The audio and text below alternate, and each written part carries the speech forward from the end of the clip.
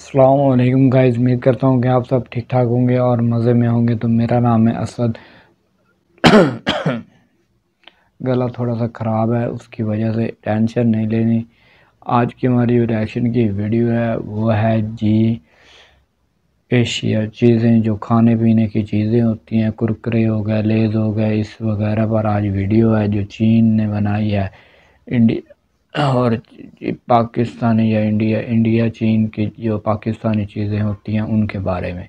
तो वो दुबई में क्या चीज़ें बनती हैं, तो इसके बारे में कुछ थोड़ी सी वीडियो, तो लेट्स गो स्टार्ट। हेलो भाई लोग, मैं हूं फैक्ट भाई और नया कुरकुरे तूफानी मसाला, मसाला तेज, हैरत अंगेज। ना क्या ये है कोई यार? कुरकुरे का सस्ता कॉपी नहीं, बल्कि ये है पाकिस्तानी टेढ़ा मेढ़ा कुरकुरे। वैसे ही अगर अपनी 10 वाली मैगी की बात करें तो भैया इसने तो दुबई जाकर अपने रंग और ढंग दोनों ही बदल दिए। और तो और नूडल्स छोड़ मैगी के नाम पर वहाँ कुछ और ही बिकता है। पर अब वो क्या है, उससे पहले आज ये भी जानते हैं कि आखिर अमूल के एक पैकेट पर मेड इन चाइना क्यों लिखा गया। क्या सच में अमूल बटर चाइनीज ड्रैगन की देन है? आइए जानते हैं। नंबर 1, हवा हवाई। अगर बात की जाए वॉकर्स की यानी स्मिथ की और वेस्ट वेलकन्स की या फिर टपू चिप्स मतलब लेस की, तो ये दुनिया भर में और भी कई नामों से जाना जाता है। इतना ही नहीं, लेस के नाम के साथ साथ हुलिया भी हर जगह अलग नजर आता है। और हर जगह अलग नाम होने के बावजूद लेस ने हर देश में अपने फ्लेवर्स निकालने की कोशिश की है। जहाँ भाई लोग आपको लेस का मसाला मैंगो तो याद ही होगा, वहीं इजिप्ट में लेस ने रोस्ट चिकन का फ्लेवर बांट दिया था। लेकिन दुनिया भर में नाम कमाने वाली लेस ने इंडिया में अपना नाम खराब कर दिया था।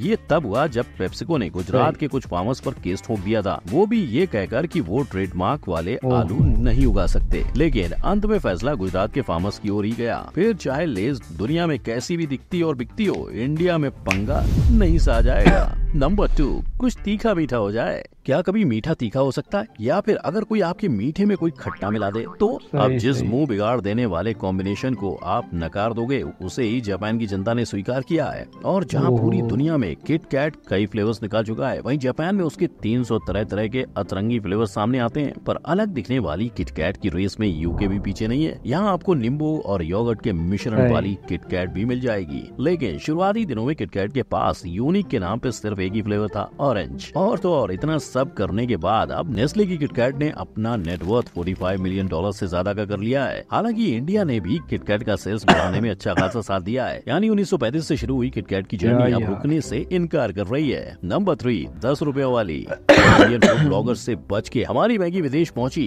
तो तब भी उस पर अत्याचार खत्म नहीं हुए। इनफैक्ट चाइना के अंदर आपको मैगी के अतरंगी लेमन चिकन फ्लेवर का मजा लेना पड़ेगा। और अगर दुबई की बात करें तो यहाँ पे आपको नूडल्स के साथ साथ कई किस्म के मैगी के मसाले मिलेंगे, जिसे आप शारमा या अपने चिकन में डाल सकते हो। इसके साथ साथ दुबई के अंदर मैगी की बाकी कई वैरायटीज भी बिकती हैं। और दुबई वालों को मैगी से इतना प्यार है कि जब इंडिया में मैगी पर बैन लगा था तब भी दुबई ने इसकी बिक्री जारी रखी थी। लेकिन भाई लोग, जब इसका स्टॉक इंडिया में ही नहीं था तो दुबई में माल गया कहाँ से? दुबई के रिटेलर्स का कहना ये था कि तब उन्होंने माल मलेशिया से इम्पोर्ट किया, जहाँ उन्हें सेल करने से कोई मनाही नहीं की गई। तो यहाँ मैगी एक्सपायरी चेक करके ही खाना। From Nestle. नंबर 4, आपस की बात है। इस कुरकुरे के फ्लेवर को पहचानोगे भी कैसे? क्योंकि ये फ्लेवर इंडिया में कुरकुरे तूफानी मिर्च के नाम से बिकता है और पाकिस्तान में तूफानी मसाला के नाम से। लेकिन जहाँ ये दोनों ही फ्लेवर एक जैसे हैं, वहीं पाकिस्तान के लिए कुरकुरे ने दही, पापड़ी चाट और बारबेक्यू जैसे फ्लेवर्स भी निकाले हैं। और तो और खास पाकिस्तान के लिए कुरकुरे ने निम्को नाम की नमकीन भी शुरू कर दी। इतना ही नहीं, कुरकुरे पाकिस्तान का एक शो भी है जिसमें उनके पसंदीदा कंटेंट क्रिएटर मोहम्मद साकिब हर दूसरे सेलिब्रिटी को कुरकुरे से भरी फेमस डिशेस खिलाते हैं। यानी पाकिस्तान ने तो कुरकुरे को टेढ़ा है पर मेरा है कह दिया है। पर इस चीज में बांग्लादेश भी कम नहीं है, क्योंकि कुरकुरे ने उनके लिए भी अलग से 4 फ्लेवर्स निकाले हुए हैं। इसीलिए कुरकुरे कहता है ट्राई टेढ़ा यार। नंबर 5, अमूल किसका? सोशल मीडिया की दुनिया में जहां लोग अभी मार्केटिंग का एम नहीं सीख पाए, वहीं बिना किसी चीज अमूल ने अपने दौर में सबका ध्यान अपनी तरफ कर लिया था। पर क्या वो अमूल सच में अपना है? क्योंकि अगर एक सोशल मीडिया यूजर की माने तो अमूल असल में चाइना की देन है और इस न्यूज ने कईयों को हिला के रख दिया था। मगर अमूल ने इस पूरी कंट्रोवर्सी को झुठलाकर ऐलान किया है कि अमूल 100% इंडियन प्रोडक्ट है। रिलीजन वाला कॉलम जो होता है उसमें हम बोल्ड और कैपिटल में इंडियन लिखते हैं।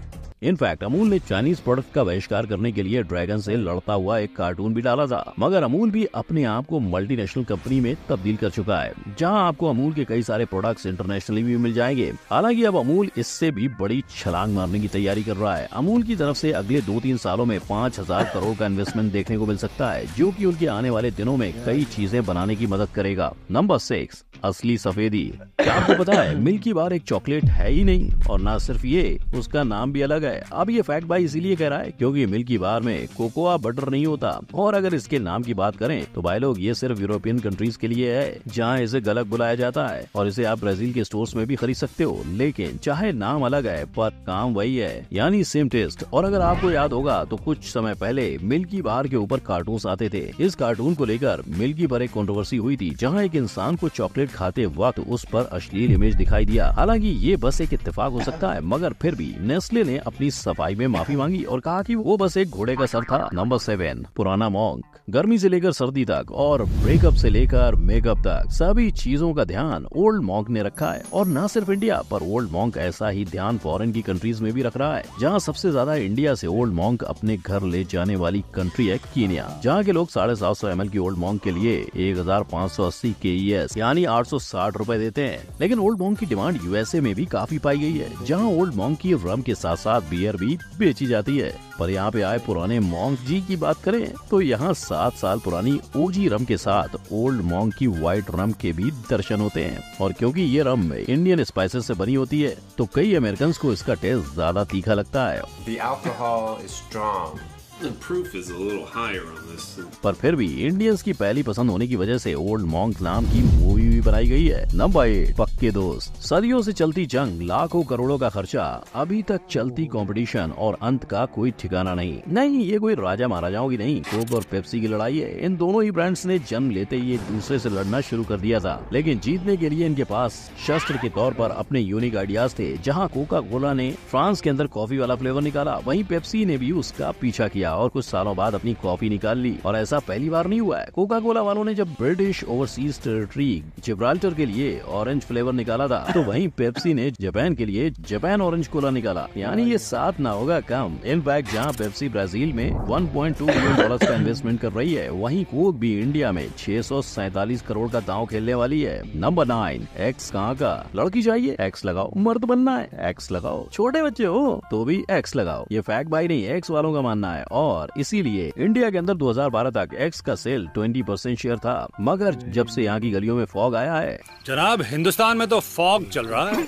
पर चाहे अब इंडिया में एक्स चले ना चले, इन देशों में जरूर चलता है, लेकिन लिंक्स के नाम से। इनफैक्ट आपको लिंक्स और एक्स दोनों की पैकेजिंग भी अलग नजर आएगी, पर एक्स को अपना नाम ट्रेडमार्क इशू की वजह से बदलना पड़ा था। इनफैक्ट 2002 तक अफ्रीका में एक्स को EGO बुलाया जाता था। जहाँ इतना सब काफी नहीं था, तो एक्स डिओड्रेंट ने अपने कदम जापान में बढ़ाए और वहाँ की जनता का दिल लुभाने के लिए उसने एनीम का सहारा लिया। यहाँ उन्होंने वन पीस की थीम के डिओ और साबुन लॉन्च किए। मतलब अब बस कोहली की तरह इसका भी कमबैक हो सकता है। तो भाई लोग, ये थी वो चीजें जो हर दूसरे देश में अलग दिखाई देती हैं। और अगर आपको जापान की चिली किटकैट और चाइना की नींबू वाली मैगी खानी है तो कमेंट जरूर करें। मगर जैसे अलग दिखने के बावजूद इन प्रोडक्ट्स ने मुनाफा कमाया, वैसे ही शार्क टैंक में रिजेक्ट होने के बाद भी इन ब्रांड्स ने कैसे प्रॉफिट किया, इस आई बटन पर क्लिक करके जाने। वीडियो अच्छी लगी हो तो लाइक, कमेंट, शेयर और सब्सक्राइब करना मत भूलना। मिलते हैं अगली वीडियो में। गुड बाय, जय हिंद।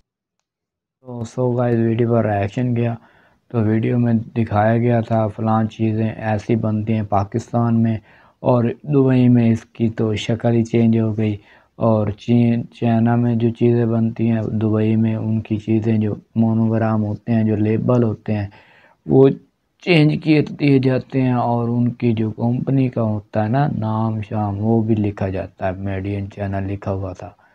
तो इसी तरह से जो भी पाकिस्तानी, इंडिया, एशिया चीज़ें, खाने पीने की चीज़ें तो जो बनती हैं ना, उनके बारे में ये वीडियो थी।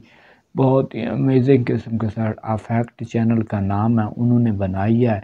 और बहुत ही मज़े की वीडियोस होती हैं इनके चैनल की। इनके चैनल को भी लाइक करें और फॉलो करें। इनकी वीडियो का लिंक डिस्क्रिप्शन में है, इसे भी लाइक करें और फॉलो करें। और इनके वीडियो चैनल को जाकर सब्सक्राइब करें और आओ और भी अच्छी वीडियो इनके चैनल पर आपको देखने को मिलेगी। और प्लीज़ मेरे चैनल को भी सब्सक्राइब करना, क्योंकि मेरी अपनी आज हालत गला थोड़ा सा ठीक नहीं है, तो मैंने कहा यार चलो एक अच्छी वीडियो है, इस पर रिएक्शन करते हैं। तो आप लोगों ने फुल सपोर्ट करनी है, लाइक करना है वीडियो को, ताकि मैं भी जान सकूं कि आप लोग ऐसी वीडियोस पसंद करते हो, आपको अच्छी लगती है। जो आपको अच्छी लगती है उसका कमेंट बॉक्स में दें। बाकी मिलते हैं नेक्स्ट वीडियो के अंदर, तब के लिए बाय बाय गाइस।